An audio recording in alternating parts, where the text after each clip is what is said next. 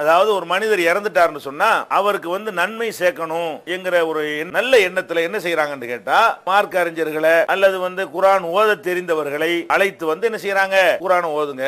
இதான் இந்த குர்ஆனை ஓதி எத்தி வைக்கிறதுங்கிறது. எப்படி எத்தி வைக்கிறதா, நாங்க ஓதுன இந்த குர்ஆனுடைய நன்மையை எங்களுக்கு வேணாம், இந்த நன்மையை இவர் கொடுத்துருங்க அப்படின்னு சொல்றாங்க. இது தான் நடைமுறையில இருக்கிறது. இது பல விதங்கள்ல நீங்க பாத்தீங்கன்னு சொன்னா இது இஸ்லாத்துக்கு முரணான ஒரு விஷயம். எப்படி எல்லாம் முரணா இருக்கிறது?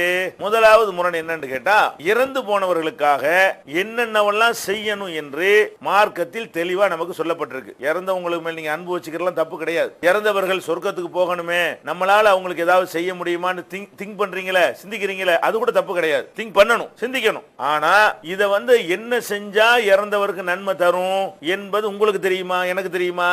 அந்த இறந்து போனவருக்கு நாம என்ன செஞ்சா அது இறந்து போனவருக்கு உதவும் அப்படிங்கறத யார் சொல்லணும்? அவன் மார்க் போடக்கூடியவன் அல்லாஹ் சொல்லணும். அல்லாஹ் யாரை தூதரை அனுப்பி வச்சான் அவங்க சொல்லணும். அப்ப அல்லாஹ்வுடைய வேதத்திலையும் நபிகள் நாயகத்துடைய போதனைகளையும் இறந்து போனவர்களுக்கு குர்ஆன் ஓதுதல் என்பதை சொல்லி தந்தாங்களா? நபிகள் நாயகம் இந்த உலகத்துல உயிரோட வாழும் போதே அவங்க குடும்பத்துல எவ்வளவு பேர் மௌத்தா போனாங்க? நபிகள் நாயகம் இந்த உலகத்துல வாழக்கூடிய நேரத்திலேயே அவங்களுடைய ஆம்பளை பிள்ளை எல்லாம் அல்லாஹ் கொடுத்து மௌத்தாக்கணும். அந்த ஆம்பளை பிள்ளை இறந்து போன உடனே இப்ராஹிம் ஒரு ஆம்பளை பிள்ளையை கொடுத்தான். அந்த பிள்ளை இறந்து போச்சு. என் பிள்ளை இறந்து விட்ட காரணத்தினால் எல்லாரும் குர்ஆனை ஓதி பார்சல் பண்ணிட்டு போங்க என்று சொன்னாங்களா? அல்ல அவங்களே உட்கார்ந்து குர்ஆனை ஓதி இது என் பிள்ளைக்காக நான் ஓதி அனுப்புறேன் என்று செஞ்சாங்களா? செய்யல. அவங்களுக்கு அல்ல நாலு பொம்பளை பிள்ளையை கொடுத்தான். 4 பொம்பளை பிள்ளை இல்ல, 3 பொம்பளை பிள்ளைங்க நபிகள் நாயகத்துக்கு முந்தைய மௌத்தா போயிட்டாங்க. அவங்களுடைய ஒரு மகள் ஜெய்னப், இன்னொரு மகள் ருக்கையா, இன்னொரு மகள் உம்மு குல்சும். இந்த 3 மகள்களுமே நபிகள் நாயகம் ஸல்லல்லாஹு அலைஹி வஸல்லம் அவர்கள் இந்த உலகத்துல வாழும் போதே மௌத்தாயிட்டாங்க. அப்ப நம்முடைய பொம்பளை பிள்ளைங்க மௌத்தா போச்சு, அவங்க மறுமையில வெற்றி பெறணுமே,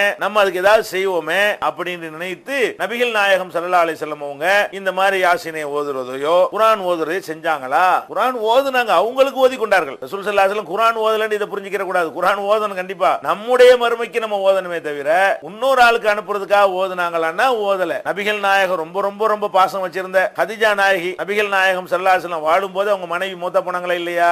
அவங்களுக்கு ஓதுனாங்களா? அவங்க சின்ன பாப்பா ஹம்சா மௌத்தா போனாங்களே, அவங்களுக்காக ஓதுனாங்களா? அவங்களுடைய தம்பி ஜாஃபர் அபூ தாலிபுடைய மகன் ஜாஃபர் அலி ரலியல்லாஹு அன்ஹு அண்ணன் அவர் மௌத்தா போனார், அவங்களுக்கு ஓதுனாங்களா? இதெல்லாம் இல்ல. அப்ப மார்க்கத்துல உள்ளதா இருந்து அவங்க செஞ்சிருப்பாங்களா இல்லையா? இது மார்க்கத்துல இப்படி ஒரு வழிமுறை உண்டு என்று இருந்தால் அதை நபிகள் நாயகம் ஸல்லல்லாஹு அலைஹி வஸல்லம் சொல்லி தராம போயிருப்பாங்களா? அவங்களும் செய்யல, அவங்க சஹாபாக்களும் செய்யல. அதுக்கு அடுத்து பல தலைமுறைகளாக அது இல்ல. ரொம்ப பின்னாடி தான் என்ன செய்றாங்க, இதெல்லாம் உண்டாக்குறாங்க. இத ஒரு விஷயத்தை நீங்க விளங்கிக் கொள்ளணும்.